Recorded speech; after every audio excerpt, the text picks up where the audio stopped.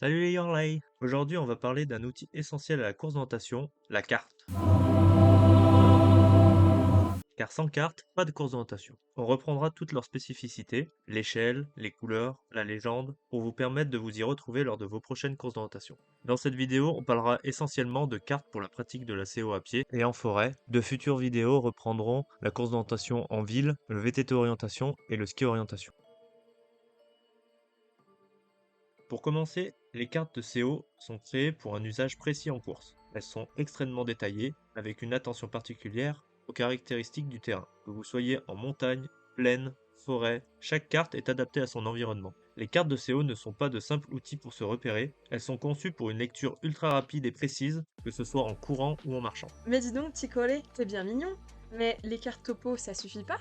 Ben non, petite Gatou. Pour répondre à ta question, on va regarder l'équivalence entre carte IGN et carte de présentation. L'exemple ici est la forêt de l'Arbret. À gauche, vous pouvez voir la carte topographique IGN et à droite, la carte de présentation représentant le même lieu. Les différences notables qu'on peut voir entre carte IGN et carte de CO, c'est l'équidistance, 10 mètres pour les cartes IGN, 5 mètres pour les iOS. Une des grosses différences au niveau couleur, c'est les parties de champ qui sont en blanc sur les cartes IGN, alors que sur les cartes IOF, elles sont en jaune orangé. Les cartes de CO sont réalisées à une échelle plus grande, donc plus zoomée, pour justement avoir plus de détails et savoir par exemple si on peut couper entre ces deux chemins ou s'il vaut mieux faire le tour. Autre exemple, ces chemins sont représentés sur la carte IGN, mais ces fossés, rochers ou encore marais, non. Pourtant, en contentation, ce sont ces détails qui font toute la différence. De plus, la légende et symboles des cartes de CO répondent à deux spécifications de l'IOF, la Fédération internationale de coordination,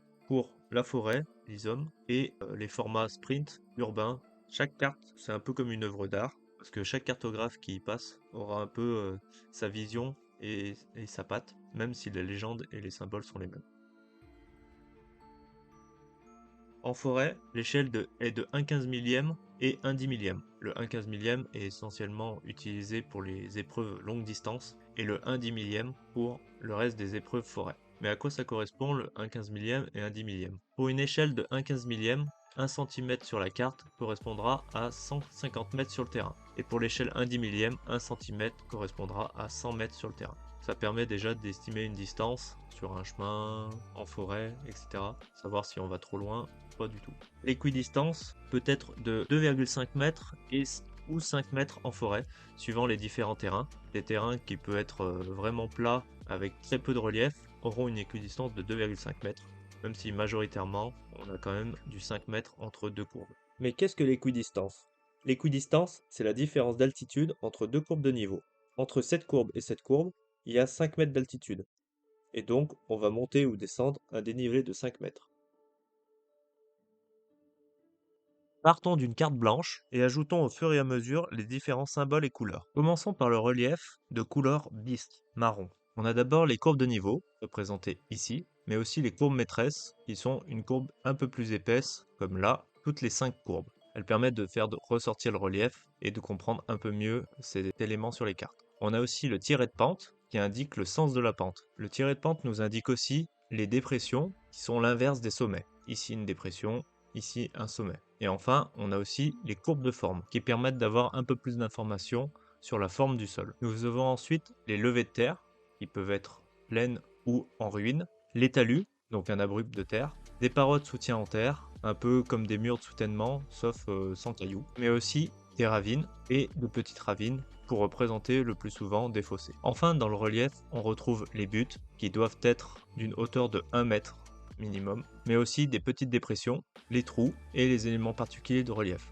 Les zones avec plein de petits points marrons sont pour représenter du terrain accidenté, sur des zones par exemple où il y a énormément de micro-reliefs, de petites dépressions ou de trous et qu'on ne peut pas individualiser. Donc pour plus de lisibilité, on peut utiliser ce symbole. Voici à quoi ressemble notre carte en ajoutant les éléments du relief. Passons au prochain symbole. Deux familles de symboles utilisent la couleur noire. Donc on a d'abord les rochers avec les falaises infranchissables, avec les barbules, donc petits tirets qui permettent de donner la direction de la falaise et donc le sens de la pente. Les falaises franchissables, donc un peu moins épais, mais aussi les trous rocheux et grottes. Donc le trou rocheux est toujours orienté au nord. Les grottes sont orientées en direction du sens de l'entrée. On a ensuite les trous rocheux peuvent être un gouffre par exemple, donc très dangereux pour le coureur. Donc si vous voyez ce symbole-là, il faut faire très attention. Ensuite, on a les blocs rocheux qui peuvent être de 3 tailles différentes suivant la grosseur. La taille minimale est de 1 mètre. Et enfin, le triangle noir est un groupe de blocs rocheux.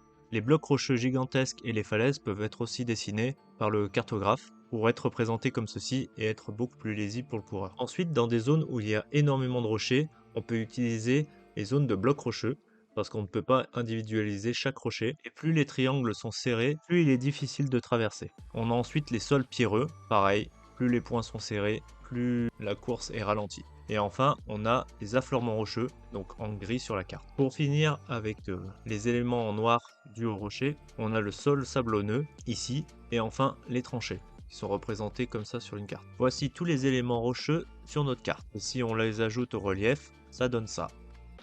Passons maintenant aux éléments bleus, qui représentent l'hydrographie. On a d'abord les étendues d'eau infranchissables, donc en bleu un peu foncé avec le contour noir, puis les étendues d'eau peu profondes, qui sont du coup franchissables. On a aussi les trous d'eau, les cours d'eau franchissables et saisonniers, qu'on retrouvera le plus souvent sur les cartes de CO. Ensuite, on a tout ce qui est marais, donc marais infranchissable avec le contour, le liseré noir. Et après, marais franchissable, le marais classique avec les traits pleins. Le marais étroit, quand le marais a une largeur inférieure à 5 mètres. Et enfin, le marais peu visible, qui peut être un peu plus saisonnier et ça fait un peu moins splosh-splosh dans les baskets. Pour finir, on a 3 éléments ponctuels. Le carré bleu pour représenter les puits, une fontaine ou un réservoir, mais aussi l'étoile pour représenter n'importe quel élément hydraulique particulier. Et enfin, le petit C représente une source. Voici tous nos symboles bleus, avec quelques marais, ruisseaux, rivières. Si on les ajoute à notre carte, ça commence à ressembler à quelque chose. Passons maintenant à la végétation, qui peut être de couleur orangé, jaune, vert et blanc. On a ici les terrains découverts, donc en jaune orangé sombre, qui représentent les clairières, prairies, champs, qui peuvent être avec arbres ou buissons dispersés, donc avec point blanc ou point vert. On a ensuite le terrain découvert encombré, qui représente souvent des clairières ou des champs avec une herbe assez haute où il est un peu plus difficile d'avancer, qui peut être aussi avec arbres ou buissons dispersés. On a ensuite le blanc qui représente la forêt, donc là une forêt qui court bien, où il y a très peu d'obstacles. Vient ensuite les différentes nuances de vert, donc le vérin qui représente une végétation course ralentie. La subtilité du symbole ici, c'est que la course est ralentie dans une seule direction. Au même niveau de courabilité, on a la végétation basse, le premier rayé vert, qui représente des ronces, des branches, des petits arbustes, mais la visibilité est très bonne. Vient ensuite le vert 2, qui représente la végétation, allure marche. Vient ensuite la végétation basse, avec le rayé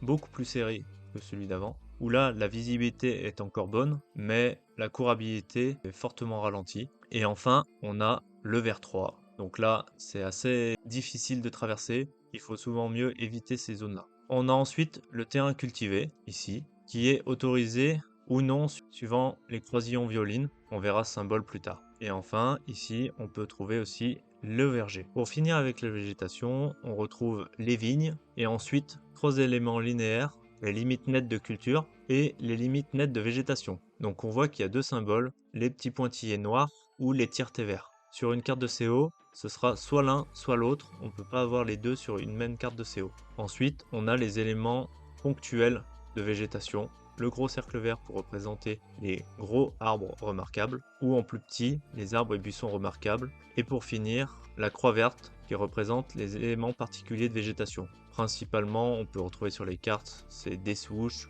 qui sont d'une hauteur minimale de 1 mètre, 1 mètre 50. Et voici ce que ça donne sur notre carte. Ça fait de belles couleurs, non? En les ajoutant au symbole précédent, on arrive à ce résultat.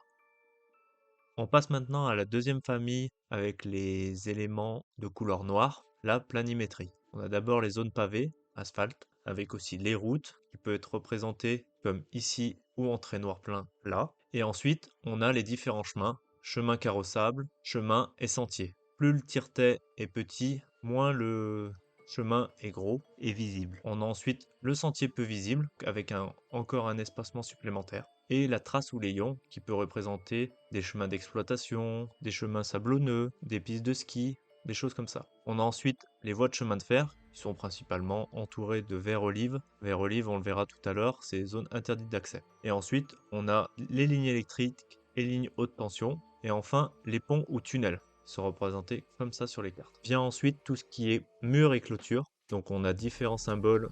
Donc mur franchissable avec le trait et les différents points au milieu. Mur de soutènement, donc qui indique le sens de la pente. Donc le mur est visible que d'un côté où il y a les demi-cercles. On a le mur en ruine et le mur infranchissable, donc avec 2 points. Vient ensuite les clôtures, donc clôture franchissable, ça peut être barbelé, clôture à mouton, avec un fil ou plusieurs. Les clôtures en ruine peuvent être un peu dangereuses car moins visibles que les autres. Et enfin, clôture infranchissable. Donc pour traverser une clôture infranchissable, il faut prendre le point de passage. Après, on a en vert olive les zones interdites d'accès. Donc c'est souvent des zones d'habitation dans lesquelles on peut retrouver des bâtiments, donc en gris ou en noir. Et enfin, les passages couverts en gris pâle. Enfin, en forêt, on peut aussi retrouver des ruines qui peuvent être représentées de 3 manières différentes, avec celle-ci sur la taille minimale. On retrouve ensuite les tours, donc haute tour à gauche et petite tour à droite. On a ensuite ce symbole pour les cairns et celui-là pour les mangeoires. Et ensuite, 2 symboles linéaires pour les conduites franchissables et infranchissables. Souvent, dès qu'il y a 2 barbules, 2 fois le même symbole, c'est infranchissable. On retrouve souvent aussi le rond noir et la croix noire, qui sont des éléments importants dus à l'homme. Et enfin, les escaliers. Voici ce que ça donne pour nous. Il y a quand même un gros réseau de chemin, non? Parfait pour les débutants. Si on l'ajoute à la carte, toudoum, notre carte est quasiment complète. Manque plus que les symboles de course et on est paré. Sur une carte, on retrouve aussi des éléments en couleur violine, violet, qui sont tous les symboles de course, avec le triangle qui est le départ. Avant le triangle, on a souvent un trait plein qui représente la prise de carte, un itinéraire balisé qu'on peut voir pour aller à la balise départ, mais aussi qui mène souvent jusqu'à la balise d'arrivée, le double cercle. Et au milieu, on a nos balises, nos postes de contrôle à trouver, qui sont représentés par un cercle. La balise sur le terrain est au centre de ce cercle. En course d'orientation, on doit pointer les balises dans le bon ordre. Donc là, balise 1, puis numéro 2, 3, 4, 5, etc.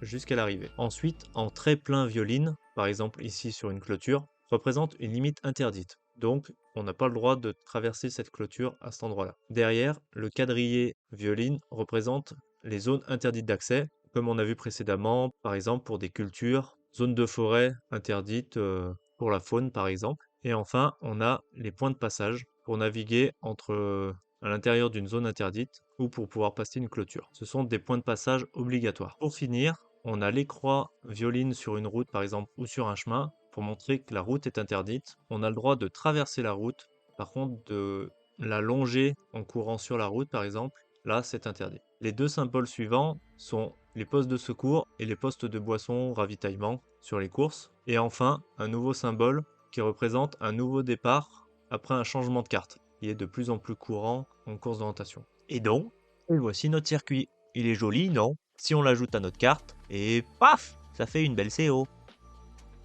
Vous pouvez retrouver tous les symboles sur OMAP Wiki avec des exemples corrects et incorrects que l'on peut retrouver sur le terrain. Je vous mets le lien en description. Vous avez maintenant toutes les clés pour décrypter les cartes de vos futures courses d'orientation.